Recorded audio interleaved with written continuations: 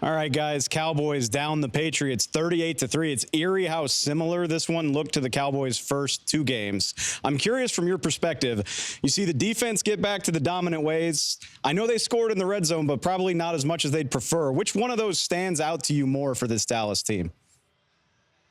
I mean, I think it's the defense, don't you? I mean, they scored 2 touchdowns. They did whatever they wanted to New England. And I think, look, Dallas had an off week last week. It's going to happen. Even bad defense, and people were panicking. And then this is who they are. You said it right. If they get a lead with this D, forget it. Yeah, and this is the model that the Cowboys want to play. They want to play with a lead. They want to come out early in the passing game and establish that. That's exactly what they did today. They didn't want to play to New England style. And listen, if you're New England, you're lucky that you did so well defensively in the red zone, or else they would have scored 50.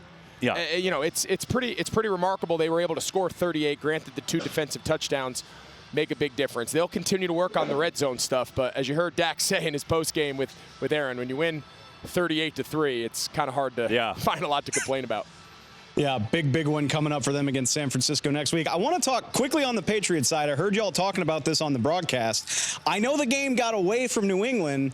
It's still going to raise eyebrows when your starting quarterback turns the ball over 3 times and gets yanked. I mean, where do you see this going from here? What do you think?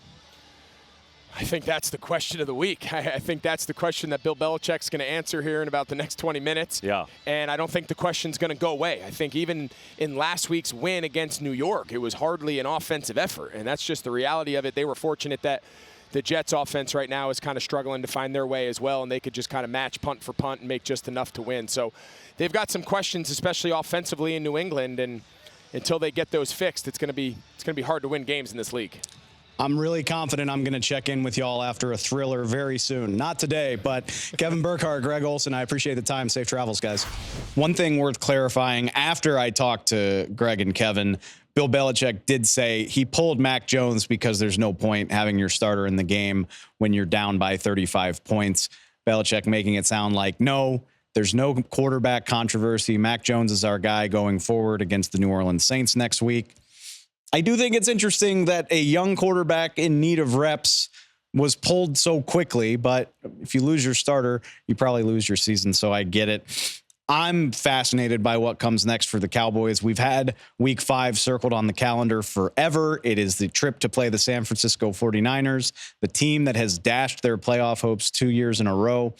But more so than just the fact that it's a big game, I can't wait to get a better sense of who the Cowboys are.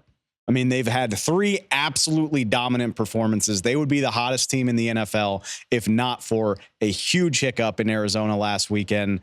Everybody plays poorly. They lose by double digits to a team that's widely expected to finish atop the draft order. They come right back, though. Again, 40-0 in week 1, 30-10 in week 2, 38-3 in week 4. Is this a juggernaut, or is this a team that is capable of making as many mistakes as we saw in Arizona? I have a feeling we're going to know exactly what the case is when Sunday Night Football is over next week in Santa Clara.